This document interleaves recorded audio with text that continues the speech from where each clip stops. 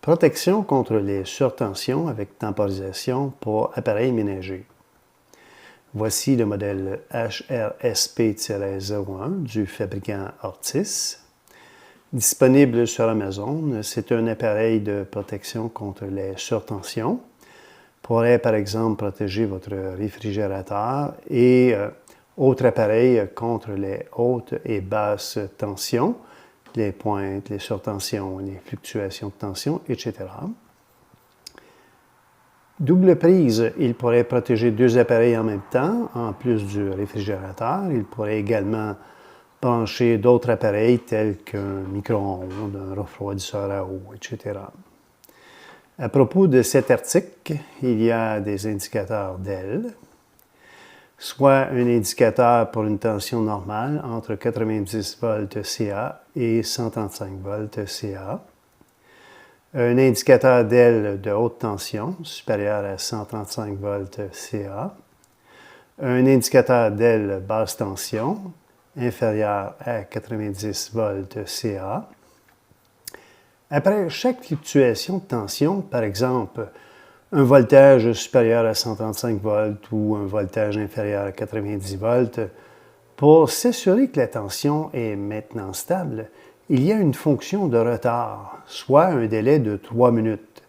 Cela garantirait que l'appareil ne s'allume pas à plusieurs reprises pendant les fluctuations et ne serait pas affecté par une surtension lorsque le réseau électrique revient après une panne d'alimentation. Notez qu'il y a un délai de 3 minutes à l'allumage. Les dimensions du produit sont de 5,08 par 2,54 par 2,54 cm et une masse de 320 grammes. La plage de conditions normales se situe entre 90 volts et 135 volts CA. Le temps de déconnexion est de 500 millisecondes. Donc, après chaque faute, détection de faute, il y a un délai de 500 millisecondes pour pouvoir désactiver la charge. Le temps de connexion est de 3 minutes. La capacité d'alimentation est de 15 ampères pour un maximum de 1800 watts. La température d'opération est de moins 5 à 55 degrés Celsius. Allons voir ça de plus près. Déballage du protecteur de surtension avec temporisation 3 minutes de la famille Ortis. Il s'agit du modèle HRSP-01. Alors, qu'est-ce qui s'y cache à l'intérieur? OK, il y a ici un certificat de qualité, comme ça.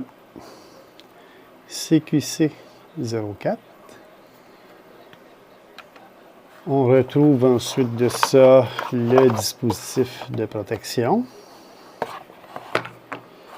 On retrouve ensuite de ça un feuillet avec des explications sur le dispositif de protection de surtension, le modèle HRSP-01. On retrouve les caractéristiques, on retrouve les spécifications techniques, on retrouve une mise en garde, la fonction de protection, les explications, ensuite de ça, les utilisations idéales. Alors, tout ça est en anglais. Ensuite de ça, on retrouve ici, c'est une pellicule, c'est un support. Il y a une pellicule autocollante en arrière pour fixer sur un appareil et ce qui permettrait de pouvoir, comme ça ici, accrocher l'appareil derrière un équipement quelconque. Ça pourrait être derrière un réfrigérateur ou un support quelconque. Donc, il y a ça, cette pellicule-là, et il y a aussi des vis de fixation, comme ça. Et il n'y a rien d'autre. Allons voir de plus proche qu'est-ce que ça dit. Alors, on retrouve les avertissements. Il y a un warning. Alors, connexion. Alors, maximum de 2 appareils électroménagers sur le protecteur. On retrouve les LED. Il y a 4 LED. d'indication supérieure à 135 volts pour le high voltage, le haut voltage, et inférieur à 90 volts AC pour le low voltage, pour le voltage bas. Il y a un DEL pour opération normale et il y a ici un DEL indicateur pour la période de temporisation de 3 minutes. On est en Amérique du Nord, 120 volts, 15 ampères, 60 Hz, idéal pour l'Amérique du Nord. Qu'est-ce qu'on retrouve à l'arrière? Les indications. C'est le modèle HRSP-01. Son voltage maximum est de 135 volts et le voltage minimum, 90 volts, et le délai de temporisation est de 3 minutes, qui est le Fault Recovery Time, qui est de 3 minutes. On dit dans la littérature autour de 3 minutes. Validation des fonctions de protection. Le montage, il va y avoir un bloc d'alimentation AC, il va y avoir une charge qui est une lampe incandescente et il va y avoir le dispositif de protection. Les branchements, on part de l'alimentation variable AC, on rentre dans le dispositif de protection, ensuite de ça, on va jusqu'à la lampe incandescente. Il y aura 3 essais. Le premier essai va être à l'allumage à 120 volts pour une tension normale. Le deuxième essai va être en surtension à 138 volts et le troisième essai en sous-tension à 85 volts. Donc, ajustons la tension à 120 volts. Donc, entrons 120 volts. Enter. Activons la sortie d'alimentation, du bloc d'alimentation et allons voir sur les afficheurs d'ailes du dispositif de protection qu'est-ce qui se passe. Alors, on allume. Donc, il y a un délai et il y a le DEL qui est allumé, qui est le délai de temporisation de 3 minutes, juste ici.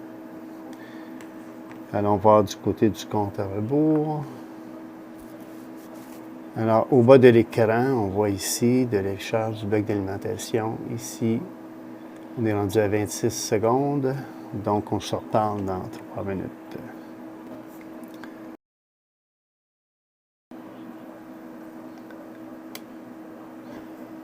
Le DEL voltage normal est allumé. Alors, pour ce dispositif, gardons à l'idée que la plage de tension varie entre 90 volts et 135 volts. Donc, 120 volts est dans la plage normale. Donc, il y a le DEL normal voltage qui est allumé. Procédons maintenant à l'essai en surtension à 138 volts. Allons programmer 138 volts.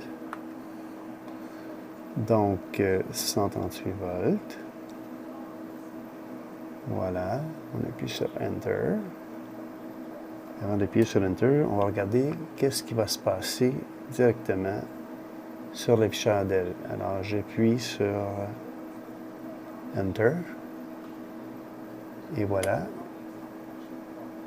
Il y a un délai d'à peu près peut-être 500 millisecondes. Et on voit maintenant le DEL haut voltage supérieur à 135 volts qui est allumé et qui, par le fait même, a désactivé la charge, la lampe incandescente qu'il y a ici. Tant et aussi longtemps que la tension va demeurer supérieure à 135 volts, l'état du DEL ne changera pas. Il n'y aura aucun changement sur l'état du DEL.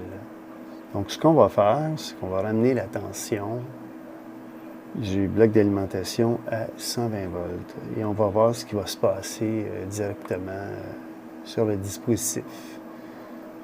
Donc, programmons 120 volts. Avant d'appuyer sur Enter, je vais aller directement sur l'affichage au DEL. Donc, on appuie sur Enter. Comme ça, on a 120 volts. Apparaît le DEL qui est allumé, le DEL est allumé pour illustrer ici une temporisation de 3 minutes avant de réactiver la lampe. Donc, on se reparle dans 3 minutes.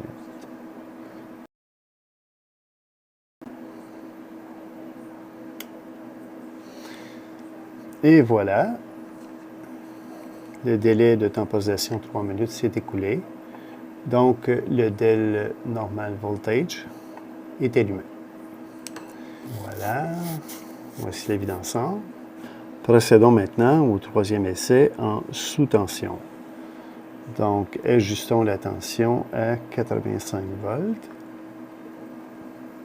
Donc, 85 volts.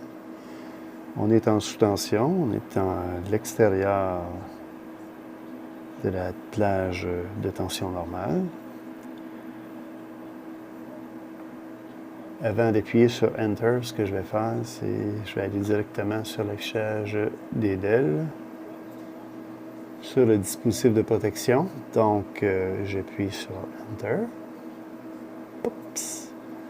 Il y a un délai et voici.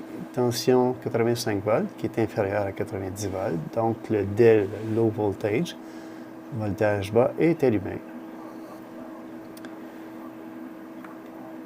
Tant et aussi longtemps que la tension va être à 85 volts, il n'y a rien qui va bouger. Donc, on va remonter la tension à 120 volts. Donc, ajustons 120 volts. 120 volts.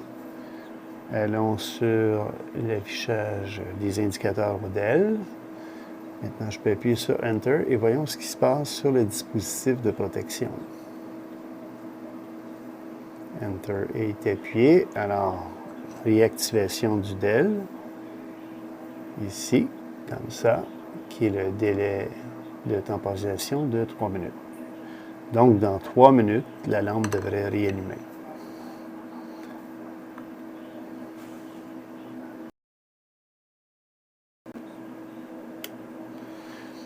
Et voilà, 3 minutes plus tard, le DEL tension normale est réactivé, vue d'ensemble, et la lampe incandescente est réallumée. En conclusion, le dispositif de protection remplit les conditions de détection telles que prescrites. Alors, merci d'avoir écouté cette vidéo et à bientôt.